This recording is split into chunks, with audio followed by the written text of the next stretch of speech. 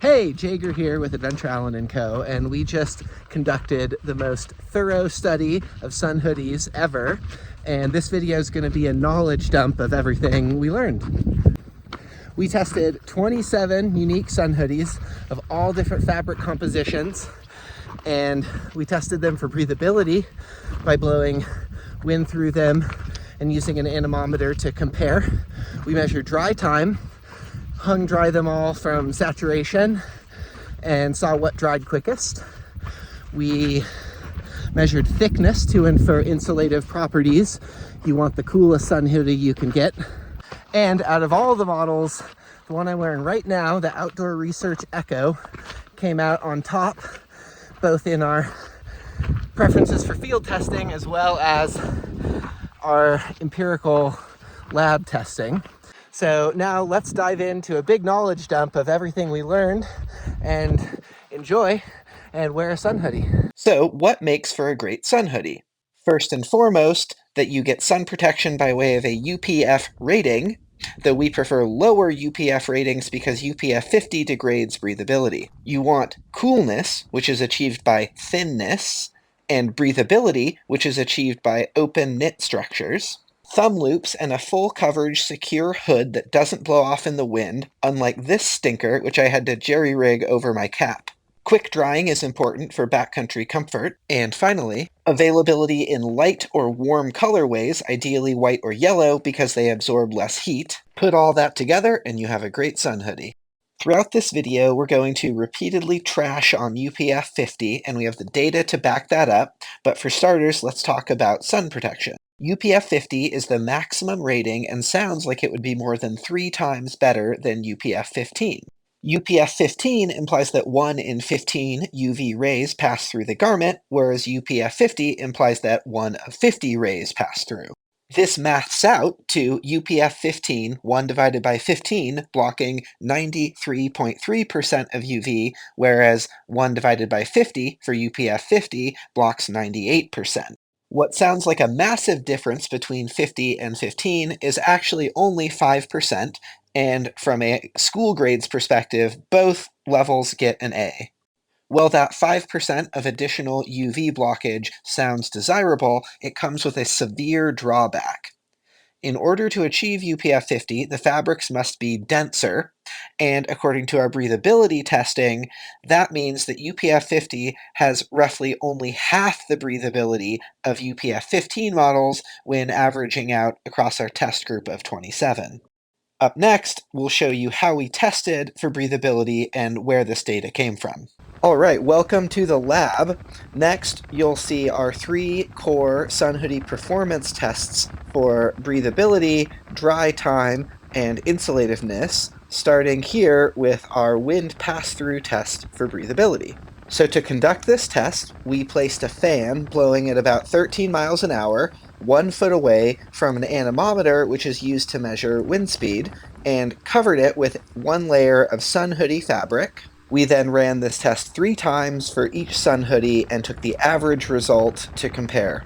The most breathable sun hoodies, like the Outdoor Vitals Turn here, were scoring in the 2 to 3 mile per hour range, while the average was about 1.5, and the least breathable couldn't even move the anemometer and really blocked the air entirely. Of course, this is not a perfect breathability test, it's merely a correlation to how the warm air actually would escape through a sun hoodie while worn on your body, but it's a pretty close measurement and a good way to compare models in a quantifiable manner. This is the Outdoor Research Astroman Air, which completely blocked the wind down to 0.2 miles per hour and was utterly non-breathable. Don't recommend this one. So, what did we learn from the breathability testing?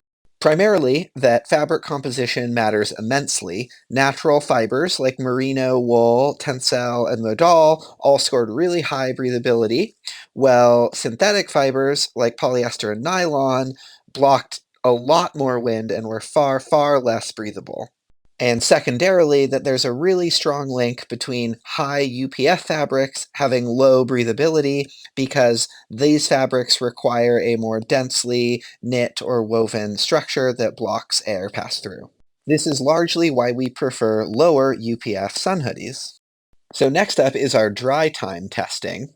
What you're looking at here was a full sun exposure dry time test, which later got scrapped because all it inferred was that darker models absorb more heat and dry faster, but really sent us down both a rabbit hole in wondering about color and helped us move forward into a more accurate shade-based dry time testing. As you can see, as I pick off the ones when they dry, what's left are the warm and light colored models, which were always the slowest because they absorbed the least heat.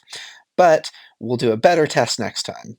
The second evolution of our testing involved dunking each sun hoodie and then hanging it to dry in the shade so that the color would not affect the dry time. But testing from full saturation created some weird wrinkles in the data and just was too slow and inconsistent compared to what we did next, which was rinse and spin cycle in the washing machine so that they're fully wet, but they're not soaking and saturated and dripping.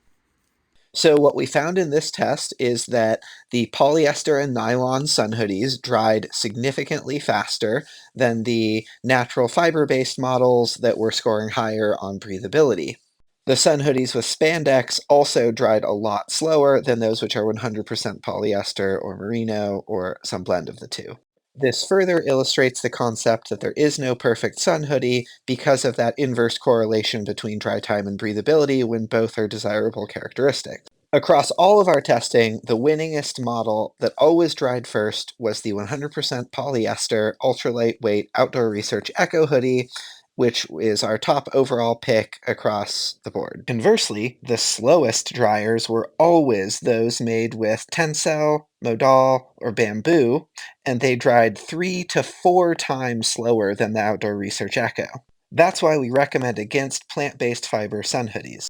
As an aside, we also tested for water absorbency, and there was a strong link between the fastest drying models being the least absorbent. And for the third and final core performance test, we measured for fabric thickness using a digital caliper to infer insulativeness. As these are sun hoodies intended to be worn in warm weather, we believe that the thinner, the better, so long as you're still scoring an adequate UPF rating. To conduct this test, we folded the torso fabric over to create 16 layers and measured on a seamless section with the caliper. 16 layers of torso fabric on the thinnest sun hoodies were close to 5 millimeters, while the thickest and warmest sun hoodies were nearly 13 millimeters. Generally speaking, the polyester and nylons were thinner, while the wools and natural fibers were thicker. In addition to merino's thickness, it's also fuzzier than polyester and nylon, which contributes to trapping air, and that is why merino is perceivably warmer than polyester and nylon. Our last major performance test was in regard to color and heat absorption. We conducted this test by swaddling Ziploc bags of water in a layer of sun hoodie fabric and then measuring heat and temperature gained over the course of a 3-hour period, where you can see here the black sun hoodie got the water up to about 106, whereas the white sun hoodie got the water up to 94, starting from tap water temperature around 70. The black sun hoodie yielded a water temperature increase of nearly 70% over the test period, whereas the white only increased it by 40, which really illustrates how much cooler and comfortable it is to wear a light color than a dark colored sun hoodie. We also took a look at how color affects dry time and how shockingly much faster the black dried than the white.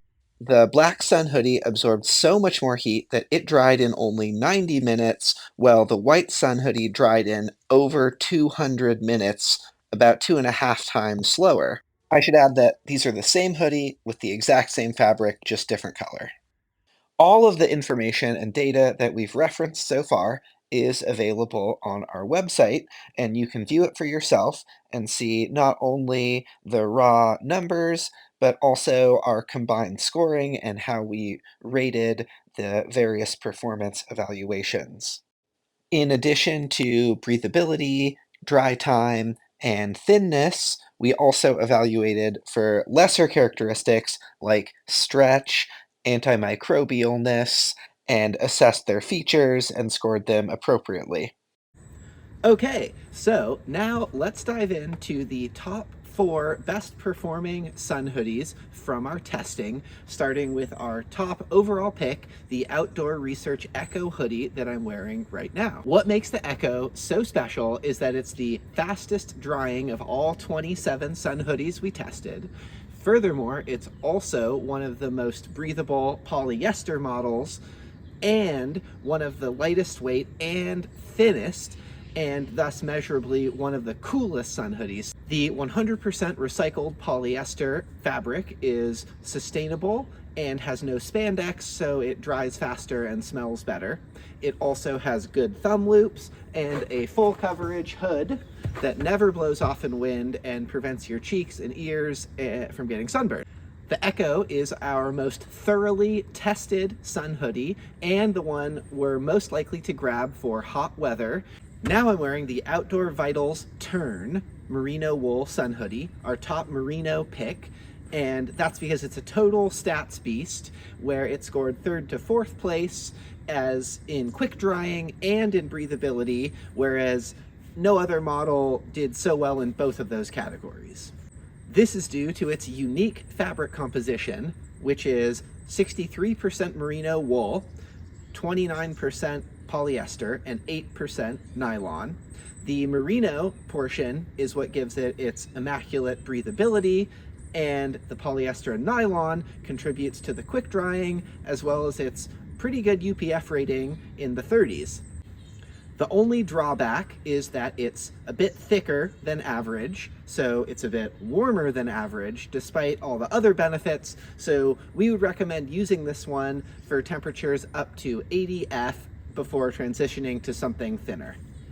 Typically, we recommend against choosing UPF 50 rated fabrics because the denser composition degrades breathability. However, there's a time and place for UPF 50, such as extreme UV exposure, like glacier travel and high altitude, and for those scenarios, we recommend the Cool Eclipser hoodie. Among all of the UPF 50 models we tested, none outperformed the Cool Eclipser. It was one of the thinnest, one of the most breathable, and one of the quickest drying in that genre. This unique sun hoodie is made with majority nylon, minority polyester, no spandex, and has a variable knit structure with mesh surfaces on the underarms, but solid surfaces on the hood and shoulders to give you the most breathability where it's needed and the most UV protection where it's needed. And last but not least is the Patagonia Capilene Cool Daily Hoodie. Now, this was a jack of all trades that performed well across the board and quite well in terms of thinness, aka coolness, but otherwise wasn't particularly exceptional in any way, but had no major flaws either. We also liked it because of the Patagonia sustainability factor and how the heathered texture just has a more refined look compared to some of the sportier options, making it a great choice for town to trail and going out to eat after a hike or adventure travel. Thank you so much for watching this video where we hope you discovered your next favorite sun hoodie. Please drop us a line in the comments if you have questions or feedback or want to know more about how we tested. Happy trails to you and yours, and if we can leave you with one final piece of advice, it's to wear a UPF rated sun hoodie, but one that is not UPF 50. This has been Jager with Adventure Allen & Co., signing out.